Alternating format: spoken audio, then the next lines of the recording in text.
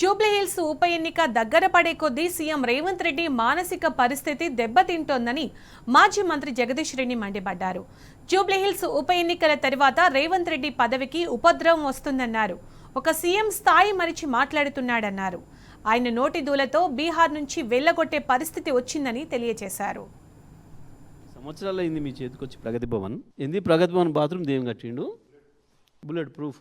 సిగ్గు అనిపించదా మాట్లాడడానికి? అట్లాంటి మాటలు చూపించాలి కదా. తీసుకుపోయి రిపోర్టర్లను తీసుకుపోయి మేము చేసినాం అప్పుడు ఆరోపణ, మేము చూపించండి, మేము చూపిస్తున్నాం, పట్టండి ఆధారాలు. ఇప్పుడు మరో కమిషన్ వేసి ఎంక్వైరీ చేయరా? దాని మీద కూడా బీహార్ పోతే ఎలగొట్టే పరిస్థితి తెచ్చుకుంటువి. నేను నిలగొట్టి పొంగులేటిని పిలిపించుకోండి. అర్థం కావట్లేదా ఇంకా నీకు? నేను నిలగొట్టి బీహార్ నుంచి నీ మంత్రివర్గులు ఇంకొని పిలుచుకున్నారు అంటే ఎంత అవమానం.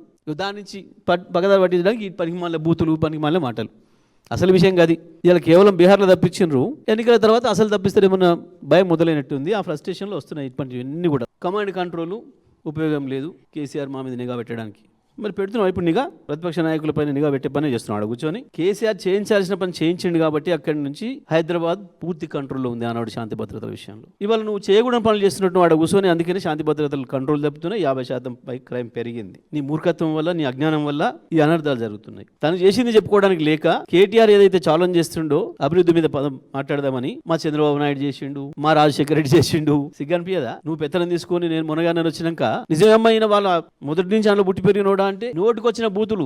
ఈ రాష్ట్రంలో దేశంలో ఎవరు తిట్టిన తిట్లు రాజశేఖర రెడ్డిని సోనియమ్మని తిట్టింది. అయినా సోనియమ్మ నాడు బలిదేవత కనపడ్డది, రాజశేఖర రెడ్డి రాక్షసులాగా దుర్మార్గుడిలాగా కనపడ్డాడు. ఇప్పుడు మరొకసారి దేవుడు అయిపోయాడు. చంద్రబాబు నాయుడు, రాజశేఖర రెడ్డి ఇద్దరు చేసిన పనులకు ఈయనే వారసుడేట. అసలు పోలిక పొంతనేమన్నా ఉందా మాట్లాడితే? జూబ్లీహిల్స్ ఉప ఎన్నికల్లో నువ్వు ప్రస్తావించాల్సిన అంశాలు ఏంటివి? ఏ బస్తీకి పోతే ఆడేమైనా సమస్యలు ఉంటే నేను గుర్తించిన ముఖ్యమంత్రిగా నా దృష్టికి వచ్చినాయి, ఇది ఏదైనా పరిష్కారం చేస్తా అని చెప్పాలి. ఇంకా పెద్ద అబద్ధం.